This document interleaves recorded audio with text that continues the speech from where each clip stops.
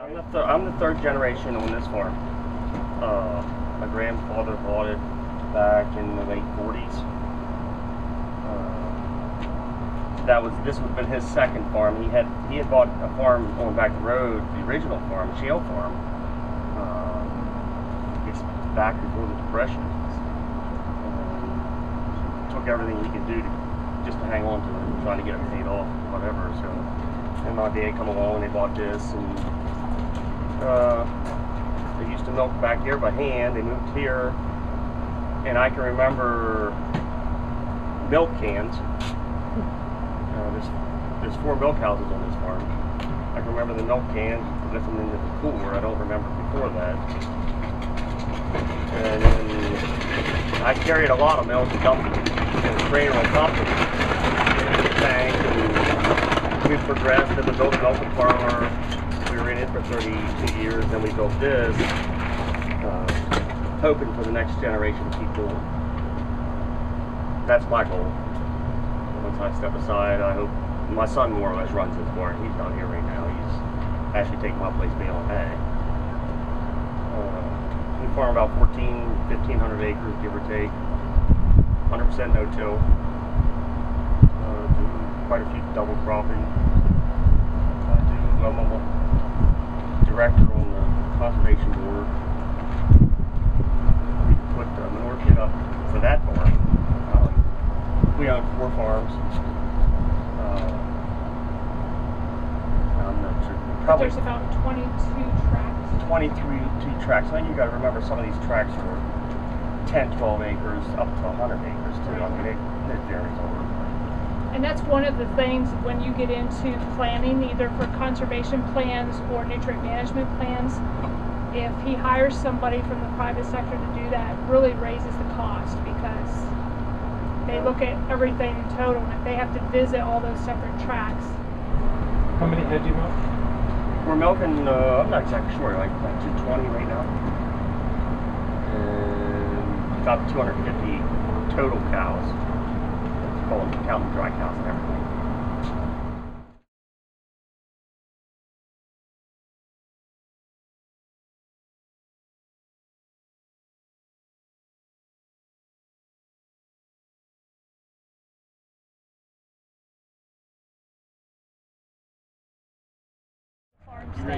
Well, it actually makes, because the whole way around the barn, the creek is 100 yards down over the bank there.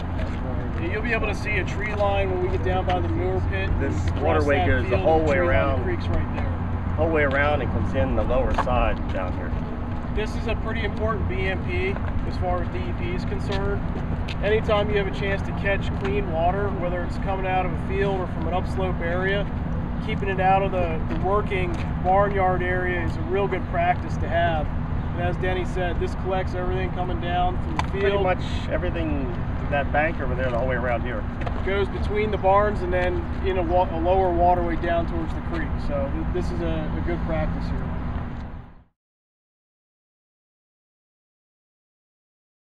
So having that cover crop down and then him no-tilling those soybeans in, huge conservation practice that really helps hold soil in place. Just, if you don't mind me asking, this is kind of something we talked about this morning. Did you get cost share for that cover crop? Well, we have in the past, but the district's getting stingy. So all those acreage that he put in without cover crop last year weren't counted in that Chesapeake Bay model. So when we miss some of our nitrogen loads in Pennsylvania, that's some of the reasons why we need to be able to capture some of these non-cost shared BMPs in Pennsylvania.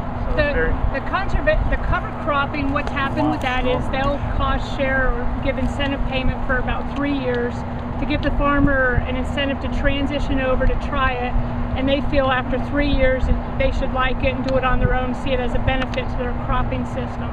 And we have a lot of cover crop goes in, the majority of it with no cost incentive payment. The farmers do that on their own. That's why, sort of why we did wheat, because we have wheat here, so we don't buy, I mean, wheat coming off the farm is $5–6 a bushel. If I go to buy that, it would probably be $25 a bushel. But you can even see and hear the corn stalk residue, which was from the previous year. With that no-tilling and keeping that residue in the soils, that really helps build the soil health, gives them better fertility, and any of that laying on there also helps with any erosion. Sure. When you don't till the soil, you gain as much is growing below the ground as what is above. Yes. That's right. It takes a few years to get a good no-till system working. You just can't come out in 1 year and say, I'm going to no-till. You need 3-4 years. 3-4 years till you start to see it really start to pay off. And that's one of the things, if you hear people say about, you know, oh, you should have to inject your manure, you should have to do something to, you know, get that smell down.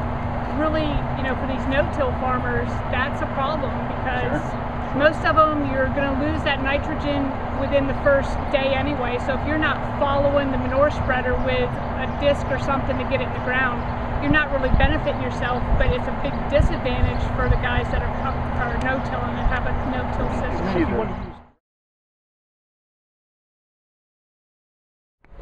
Anyway, tell them how the manure gets from up there down to here. So. Well, we have 2 cross sections up here going across the barn this way. And then there's a pipe, oh, I'm sorry. There's a pipe going up over the hill and clear the end, about halfway through the building. And the alley scrapers only go halfway. So the drops in the middle and drop at this end. So then it flows down here gravity. Once they have fields open that they can spread manure on, they will agitate it, load it, and then haul it out to their fields and spread it. Are they able to dispose of all the manure that's generated here, or do they need more for? Yeah, he actually has more fields to cover than he has manure. Yeah, most of the dairy farmers in Cumberland County fall into that situation where they really don't have enough manure to grow their crop to optimum production without adding commercial fertilizers. So that's more of a majority. They could use more manure than they actually have. But this is the continuation of the waterway. He has the culvert under the laneway, and then it comes down here, runs the whole way down around, and then flattens out pretty flat before, a ways before the creek. So anything that would sediment or anything would settle out when it gets down there. Another thing I want to point out to you is that is actually a roofed over animal heavy use area, which is another best management practice. Right, there's no use going in and digging. He's not real close to the creek, but that still keeps any stormwater off of the barnyard to have any runoff going into the groundwater.